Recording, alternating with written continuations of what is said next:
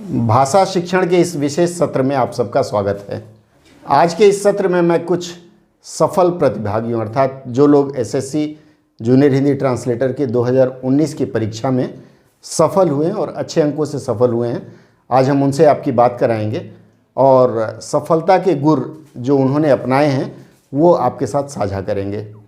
आज उनका विशेष साक्षात्कार लेंगी दीक्षा शुक्ल जी। दीक्षा शुक्ल जी हमारी पुत्री हैं और दीक्षा शुक्ल जी उनसे बातचीत करेंगी।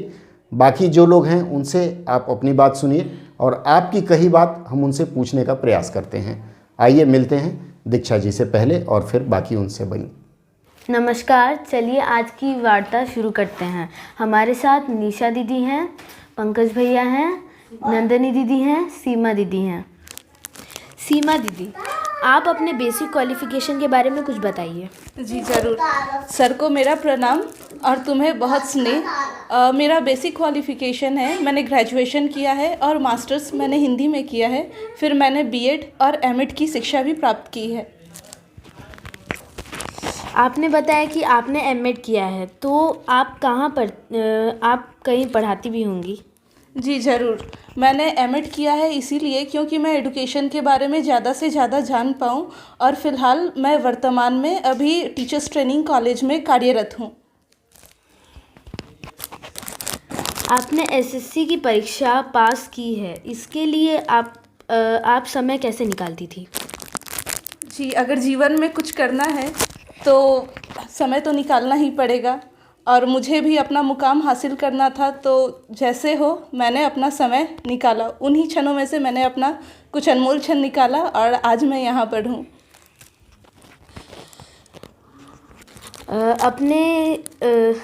आपने इसके लिए कैसे कैसे पढ़ाई की?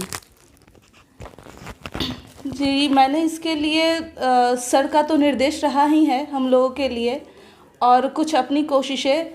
और एक बात मैं ये भी कहना चाहूँगी कि सर जो बताते हैं वो बहुत ज़्यादा ही है हम लोगों के लिए और हम लोगों को कुछ पुस्तकों का भी अनुसरण करना ही चाहिए, क्योंकि हम लोगों ने पढ़ते वक्त देखा है कि कुछ लोग या तो सिर्फ पुस्तक पढ़ते हैं या फिर सर की बात को ही सुन लेते हैं और पुस्तकों पर भी ध्यान नहीं देते। मेरे ख्याल से इन दोनों चीज़ों पर ध्यान देना बहुत ही आवश्यक है। अपनी पढ़ाई के लिए कुछ और बताएंगी? मेरा तो यही निर्देश रहेगा कि मैंने जैसे तैयारी की है ये एकदम स्पष्ट है कि अगर जीवन में कुछ बनना है तो पढ़ना ज़रूरी है। एक जगह कहा भी गया है कि if you want to be powerful you have to be educated. और मैंने कहीं ये भी सुना है I don't want to live in a masculine world, I don't want to live in a feminine world. I earn because I want to live in a human world. So इसके लिए हम लोगों को पढ़ना ज़रूरी है। जो इस एग्ज़ाम की तैयारी कर रहे हैं, आप उनको क्या सलाह देना चाहेंगी? मेरी एक विशेष सलाह यही रहेगी कि आप पढ़िए। आप जितना पढ़ेंगे उसके बारे में जानने की जिज्ञासा आप में बढ़ेगी। जितना आप जानने के लिए आतुर होंगे उतने ही आपके ज्ञान में वृद्धि होगी। इसीलिए मैं बार बार कहूँगी कि अगर सफलता प्राप्त करना है तो आपको पढ़ना ज़रूरी है और किताबें हर एक को पढ़नी चाहिए, क्योंकि किताबें एक माध्यम होती है जो आदमी को इंसान बनाए। धन्यवाद। निशा दीदी नमस्कार। अभी जो मैंने सीमा दीदी से प्रश्न किए, अब मैं यही प्रश्न आपसे भी करूँगी। सबसे पहले सर को मेरा नमस्कार और तुम्हें मेरा आशीष। सबसे पहले मैं अपने बारे में बताना चाहूँगी कि मेरा जो बेसिक क्वालिफ़िकेशन है वो एमए इन इंग्लिश है और उसके बाद अभी मैं वर्तमान में राज्य सरकार पुलिस विभाग में मैं कार्यरत हूँ। चलिए, मैं आपसे ये जानना चाहूँगा कि आप पुलिस विभाग में रहते हुए भी पढ़ाई की आपने, पढ़ाई करने के बाद आपने तैयारी की, ये जो वर्क और स्टडी इन दोनों लाइफ में बैलेंस कैसे करती थी? सर एक्चुअली बैलेंस करना तो बहुत मुश्किल ही होता है, लेकिन उसके बाद भी जो टाइम मिलता था मेरा डिवोशन था कि हमको पाना है, हमको आगे निकलना है। इसके लिए मुझे जितना अगर रात को जग के भी पढ़ना पड़े तो हम पढ़ेंगे। अगर कुछ वक्त तक अगर मेहनत करने से मेरा भविष्य उज्जवल होता है तो ऑब्वियसली उसके लिए हम मेहनत करने को तैयार थे। इस वजह से मैंने किया। बहुत सारे लोग चूँकि आपकी और सीमा जी की सफलता की राज के बारे में जानना चाहते हैं कि आप इंग्लिश कैसे पढ़ी, हिंदी कैसे पढ़ी, या फिर पेपर 1 और पेपर 2 के बीच में आपने सामंजस्य कैसे बैठाया। काम भी करने जा रही, कोरोना काल चल रहा है, तो इन दोनों के बीच में सामंजस्य बैठाते हुए आप लोगों को सलाह कैसे देंगी कि ये करें। क्योंकि बहुत लोगों के मेरे पास फ़ोन आए, वो चाहते थे कि आप लोगों से मैं बात करूं और बात करके आपने जैसे सफलता पाई, एकदम कॉपी बिजनेस जैसे चलता है, तो आप उनको सलाह दीजिए कि कैसे करें तो वो भी सफल हो सकें। जी सर, सबसे पहले तो मेरी सफलता में आपका बहुत बड़ा श्रेय है। धन्यवाद। आप नहीं होते तो शायद हम इस मुकाम तक नहीं पहुंच पाते। मेहनत करने के बाद मार्गदर्शन सबसे बड़ी चीज़ होती है। दिमाग तो सबके पास ही है, लेकिन सही मार्गदर्शन सबको नहीं मिलता। तो आपका ही वो सही मार्गदर्शन था जिसकी वजह से हम और सीमा हम लोग इतना आगे निकल पाए हैं। सही मार्गदर्शन आपने दिया। आप जो हम लोगों को सिखाया करते थे, ट्रांसलेशन वगैरह पैसेज दिया करते थे, ट्रांसलेशन तो सही बोले तो आपसे ही सीखे हैं सर। बस आपको ही फॉलो कर करके हम लोग आगे बढ़े हैं। नहीं, कुछ और मंत्र देना चाहिए, वो तो सही सर है। परिश्रम सफलता की कुंजी होती है नहीं, सर। जैसे मान लीजिए आपको ग्रामर पढ़ना है, प्रैक्टिस सेट लगाना है, हाँ। तो इन चीज़ों सर के बारे में उसके कुछ लिए बताइए। मेरा जो प्रोसेस होता था, हम टाइम डिवाइड करके पढ़ते थे कि आधा घंटा मुझको अगर ग्रामर पढ़ना है तो उस आधा घंटा में हम सिर्फ ग्रामर ही पढ़ेंगे। उसके बाद अगर हम वो कैब खोले हैं तो हम 30 मिनट्स वो कैब को ही हम देंगे। तो हम इस तरह डिवाइड कर करके एक सेक्शन हम बना के पढ़ते थे। और सर रिवीजन, हम इस चीज़ को बहुत ज़्यादा हम ये वैल्यू करते हैं कि हम लोगों का माइंड आइंस्टाइन जैसा नहीं है कि एक बार पढ़ लेंगे और याद हो जाएगा। अगर आज पढ़े हैं तो ठीक है, 80% माइंड में रह गया, बट वो 20% कहीं ना कहीं वो दिमाग से निकल जाता था। तो उसके लिए नेक्स्ट डे फिर से एक बार रिवीजन के लिए ही सही 1 घंटा हम टाइम डेली रखा करते थे। अच्छा। तो यही प्रोसेस रहा था और यही प्रोसेस फॉलो करते करते आपके मार्गदर्शन में आगे बढ़े सर। चीज़ और मैं जानना चाहूँगा, चूँकि सभी लोग अपेक्षा कर रहे हैं आपसे कि आप अपना ऑल इंडिया रैंकिंग बताइए कि आपने क्या किया। क्योंकि एक रैंक पाने के बाद फिर पेपर 1 पेपर 2 का भी आप थोड़ा सा बता दें, और उसके बाद चलते चलते एक बार और सलाह सबको दे दें। जी सर। जी सर मेरा ऑल इंडिया रैंकिंग 11th है, 11वीं पोजीशन इस बार हम पाए हैं जी। और मेरा टोटल मार्क्स 303.5, पेपर 1 में 165.5 और पेपर 2 में 138 रहा है। बहुत सुंदर, बहुत सुंदर, बहुत अच्छा। एक बार और अब मैं चाहूँगा कि एक वाक्य में आप लोगों को सफल होने का एक मंत्र दे दीजिए। लोगों को सफल होने का हम यही मंत्र देंगे सर कि सही मार्गदर्शन चूज़ करें। मार्गदर्शन उन्हें जहाँ से भी सही मिल रहा है वो उस चीज़ को फॉलो करें और अपना मेहनत भी करें। और सिर्फ गुरु, नो डाउट गुरु बहुत इंपॉर्टेंट होते हैं, गुरु हमारे लिए करते हैं, लेकिन गुरु के साथ साथ आपको सेल्फ स्टडी भी करनी होगी। आप सिर्फ गुरु पर डिपेंडेंट हो कि वो एक जरिया है, माध्यम है जो आपको सही रास्ता दिखा सकते हैं, आपको समझा सकते हैं, बता सकते हैं, लेकिन इवेंचुअली करना तो आपको है। तो उसके लिए गुरु प्लस पुस्तक दोनों का ही साथ आपको लेकर चलना पड़ेगा। बहुत बहुत धन्यवाद आपका। अब हम फिर वापस चलते हैं दीक्षा दीदी की तरफ। अब दीक्षा दीदी आगे की वार्ता पंकज जी से और नंदिनी जी से पूरा करेंगे। दीक्षा दी आइए। पंकज भैया, अब आप अपने बारे में बताइए। सबसे पहले विनय सर आपको प्रणाम। दीक्षा, तुम्हें भी बहुत सारा स्नेह प्यार, और भाषा शिक्षण के सभी दर्शक जो व्यूअर हैं उनको भी मेरा नमस्ते प्रणाम। मेरा नाम पंकज शर्मा है और मैंने अपनी प्रारंभिक शिक्षा के साथ साथ हिंदी अनुवादक के, खास करके हिंदी अनुवादक के लिए मैं जो भी शिक्षा मतलब ज़रूरी हैं वो मैं उसके लिए मैंने हिंदी से स्नातक किया है और स्नातकोत्तर भी मैंने हिंदी से किया है, और इसके साथ साथ मैंने पीजीटी का कोर्स किया था, और इसके साथ ये यही मेरे शिक्षा का ब्यौरा रहा है। अब आप अपनी तैयारी और सफलता का मंत्र बताइए। मेरी सफलता या फिर मेरी तैयारी में जहाँ तक मैंने खुद से मेहनत किया है, साथ ही साथ उसके साथ ही मेरे गुरु भी, और यूँ कह ले तो स्वयं विनय सर का, राजेश सर और दीपक सर का बहुत ज़्यादा सहयोग रहा है। बिना इनके मार्गदर्शन के अगर मैं कितनी भी तैयारी कर लेता, किंतु मैं शायद इस जगह पे आपसे मिल पाता या ये ऐसी बातें कह पाता। सबसे बड़ी बात कि इन सभी चीज़ों के लिए मैं विनय सर को, राजेश सर को और दीपक सर को धन्यवाद देना चाहता हूँ।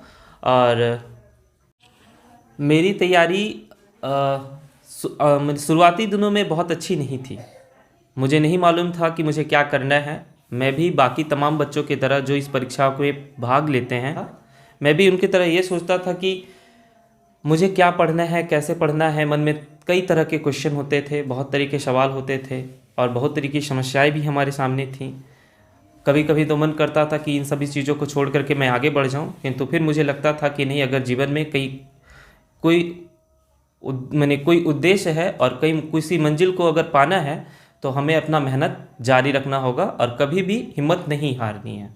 जूनियर हिंदी ट्रांसलेटर या सीनियर हिंदी ट्रांसलेटर की परीक्षाओं को मैं देखूं तो इसकी परीक्षा के लिए जिसका सिलेबस है वो बहुत ज़्यादा टफ नहीं है। बाकी परीक्षाओं की तुलना में इसका सिलेबस बहुत ही अच्छा है और बहुत ही सरल है।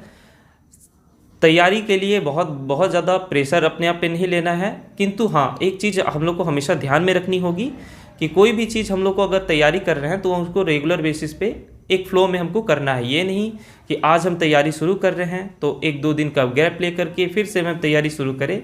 तो इससे क्या हो सकता है कि भले हम अपना समय तो पढ़ने में गवा रहे हैं, किंतु उस तैयारी का कोई विशेष लाभ नहीं रह जाता है। सबसे बड़ी बात यह है कि जितना चीज़ हम लोग किसी भी कम्पिटिटिव एग्ज़ाम में बैठते हैं तो हम लोग पढ़ते सब कुछ हैं और उसी के बीच से ही क्वेश्चन पूछता है, किंतु हर बार एग्जामिनर जब क्वेश्चन पूछता है तो किसी न किसी तरीके से, अलग तरीके से क्वेश्चन पूछ करके हमें घुमा देता है। तो इससे बचने के लिए सबसे बड़ी बात यह है कि किसी भी क्वेश्चन को हम लोग डिटेल से स्टडी करें, हर पहलू से उस क्वेश्चन को थोड़ा भावें। और सबसे बड़ी बात है कि जिस पोर्शन पे हम लोग को देखना है कि किस पोर्शन पे हम अच्छे अंक अर्जित कर सकते हैं, उस पोर्शन को हमें बहुत अच्छे से मेहनत करना है। और मेरे कहने का मतलब ये नहीं कि जो पोर्शन हमारे लिए अच्छे नहीं है उसे छोड़ देंगे, उस पर भी मेहनत करनी है, किंतु जो क्षेत्र हमारे लिए सबसे अच्छे हैं पहले उस पर विशेष ध्यान देना है। ज़रूरी नहीं है, और समस्या हर किसी के लाइफ में होती है, हर किसी के जीवन में है, तो ये नहीं कि समस्या है हमारे सामने तो उसका बहाना ले करके हम किसी चीज़ को टाल दें, क्योंकि समस्या से बढ़ कर के, समस्या से लड़ कर के जो ही आगे बढ़ते हैं वही सफल हो पाते हैं। बिना समस्या के कोई व्यक्ति सफल नहीं हुआ। नंदनी दीदी, आप अपने बारे में कुछ बताएंगी और अपनी सफलता का मंत्र बताइए। दीक्षा, मैंने प्रारंभिक अपनी शिक्षा BA और MA की है। इसके साथ साथ मैंने PGDT की तैयारी भी की है। शुरुआती के दिनों में तो शिक्षा प्राप्त करना लड़कियों के लिए सबसे बड़ी चुनौती होती है, क्योंकि हम लोग जैसे ही BA और MA की तरफ आगे बढ़ते हैं, घर वालों को शादी की पहले ज़्यादा फिक्र हो जाती है। इसलिए लड़कियों के लिए सबसे बड़ी चुनौती है कि वो अपने शादी वाले लाइफ को ना देखकर पहले अपने भविष्य के बारे में सोचें कि मुझे आगे क्या करना है। ज़रूरी नहीं है कि किसी के ऊपर डिपेंड हो जाना। अगर आगे चल के हम किसी के ऊपर डिपेंड हो जा रहे हैं तो ये भी तो बहुत आगे चल के हम लोग के लिए चुनौती हो सकती है, क्योंकि आगे मुझे क्या करना है, नहीं करना है, ये मुझे खुद से सोचना है। अगर आज हम खुद के लिए एक जॉब लेकर अपने ऊपर डिपेंड होकर आगे किसी के साथ आगे बढ़ रहे हैं तो वो सामने वाले के लिए भी बहुत अच्छी बात होगी, और इसके लिए मुझे सामने वाले के पर डिपेंड भी नहीं होना पड़ेगा। Yes sir. शुरुआती के दिनों में तो मैंने बहुत सारे कम्पिटिटिव एग्ज़ाम दिए, लेकिन मैं कहीं भी सफल नहीं हो पा रही थी। इसके कारण मैं बहुत हताश हो गई थी कि मैं आगे क्या करूं, नहीं करूं। कभी कभी तो लग रहा था मैं कुछ करूं ही ना, मैं अपना सारा चीज़ यहीं पर स्टॉप कर दूं। लेकिन रुकना ही ज़िंदगी नहीं है, चलना ही ज़िंदगी का नाम होता है। इसलिए मैंने चलना को ज़्यादा पसंद किया। इसके बाद मैं ये बोलना चाहूँगी कि FCI में मेरा नाम वेटिंग तक आते आते रुक गया। उसके बाद उसमें कुछ नहीं हुआ। जहाँ तक SSC का सवाल है, मैंने SSC को 2018 में दिया था और 2019 में दिया, जिसमें मैंने सफलता हासिल की। लेकिन 2018 में मेरा बहुत ही ज़्यादा ख़राब मार्क्स हुआ था। इसका कारण ये है कि मैं उस समय ध्यान भी नहीं देती थी पढ़ाई में, और मेरे मार्गदर्शन के लिए भी कोई नहीं था। और जहाँ तक 2019 SSC का सवाल है, उसमें मेरे बहुत ज़्यादा मदद मेरे विनय सर ने किया, और और निशा दी है, सीमा दी है, जिन्होंने मुझे बहुत अच्छी मार्गदर्शन का काम किया है। अगर ये दोनों नहीं होती तो शायद हम यहाँ तक नहीं पहुँच पाते। इन्होंने मेरी इस तरह मदद की कि मुझे बताया कि मुझे आगे कैसे करना है। मुझे ग्रामर पोर्शन में बहुत तकलीफ़ होता था हिंदी में। चूँकि मैं हिंदी की विद्यार्थी थी, इसलिए मैंने सोचा कि मैं हिंदी में ज़्यादा स्कोर करूं, क्योंकि इंग्लिश मेरा बहुत वीक पॉइंट था। कहीं ना कहीं मैंने उसको भी सुधारने की बहुत कोशिश की।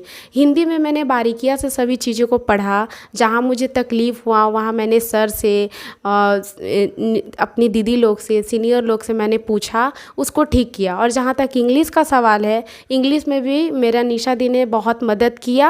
और दीपक सर है जो बारीकी से पढ़ा देते हैं, तो बहुत अच्छी तरीक़ा से मुझे समझ में आया। अब आप और लोगों को सफलता का मंत्र दीजिए। मैं ये बोलना चाहूँगी कि कभी भी जितने भी दर्शक इसे देख रहे हैं, कभी भी आप हताश मत होइए। अगर ज़िंदगी में आगे बढ़ना है तो हताश कभी नहीं होना है। अगर असफलता आती है तो असफलता के बाद ही जीत होती है, हार के बाद ही जीत होती है। इसलिए आप कभी भी हारिए मत। अगर हम असफल होते हैं तो वो हम असफल नहीं होते हैं, बल्कि हम अपने लाइफ से कुछ सीखते हैं। इसलिए ये बोलेंगे कि असफल होने से हताश होने की कोई ज़रूरत नहीं है। आप असफलता से अपना कमजोरी को देखिए कि हम किस कारण असफल हो रहे हैं, और अपने मार्ग में आगे बढ़ते रहिए।